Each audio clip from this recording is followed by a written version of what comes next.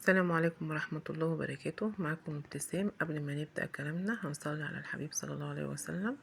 والنهاردة هنعمل أكلة كده بسيطة وخفيفة. طبعا الحر اللي احنا فيه دوت عايز يعني ما تقفيش في المطبخ كتير، فاحنا النهاردة معانا كده أكلة بسيطة برضو سريعة. معانا نص كيلو كبد وقوانص، وهنقطعهم كده صغير عامل زي ما انتي مقطعة كده الكلاوي والكبد. وعشان خاطر تبقى وانتي بتاكليها بالعيش مثلا تبقى على قد اللقمة اللي انتي هتاخديها. ومعانا دلوقتي معلقتين سمنة وهنحطهم في طاسة، ومعانا بصلتين كبار مقطعينهم جوانح او جوليان، وهناخدوهم كده في السمنة ونقلب فيهم لحد ما يتبلوا معانا. وهننزل عليهم دلوقتي بالفلفل الاسمر.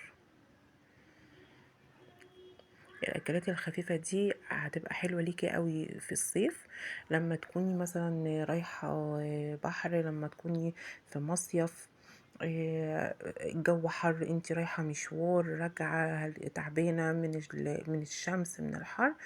الاكلات دي بتبقى خفيفه كده في الصيف وبتبقى حلوه بصراحه. معانا هنا طماطمتين كبار برضو مقطعينهم كده جوانح، ونزلنا بيهم على على البصلايه يتبلوا كده مع بعض.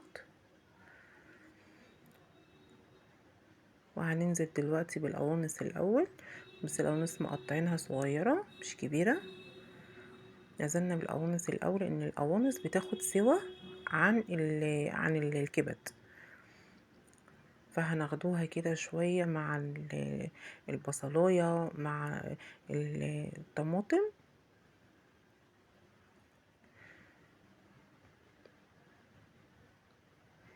قلبيها كويس قوي. هننزل بقى بشويه فلفل اسمر تاني، نحط البهارات بتاعتنا يعني، وهنا 7 بهارات، وهتقلبيها كويس. وما تنسيش لو عجبتك فيديوهاتنا تحطي اللايك. هنا نزلنا بالكبدة لان خلاص القوانص يعني شوية كده وهتخش في السوا، والكبد ما بتاخدش سوا. الكبد يعني شوية وبتكون استوت بسرعة، ما بتاخدش حاجة، فلو حطيتيها مع القوانص مع التقليب هتتهرى ومش هتبقى حلوة خالص، ولا شكلا ولا بصراحة اي حاجة يعني، مش هتبقى لذيذة. لكن كده لا، في الاواخر هتبقى كويسة معاكي وهتطلع حلوة. هنا حطينا الملح،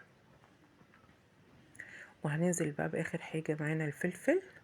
هنا بقى براحتك، الفلفل عايزاه كله حامي، عايزاه تحطي واحد حامي والباقي بارد، تحطيه كله بارد، ده حسب رغبتك وزي ما انتي حباه. وهتقلبي كله مع بعضه كويس.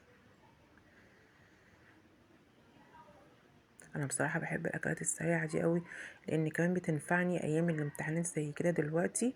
ايام المذاكره بقى انتي بتقعدي تذاكري مع الولاد، فمش فاضيه تقفي في المطبخ كتير وتعملي بقى اكل وطبيخ وكده. فالاكلات السريعه دي بتبقى حلوه في الاوقات اللي زي كده، اوقات الزنقه يعني.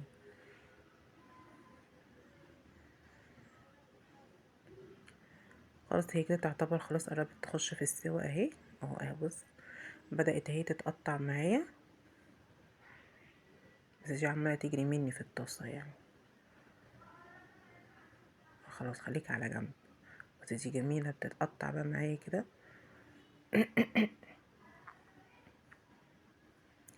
كده خلاص هي استوت، خلاص استوت وكله بقت حلوه يعني، خلاص تمام كده.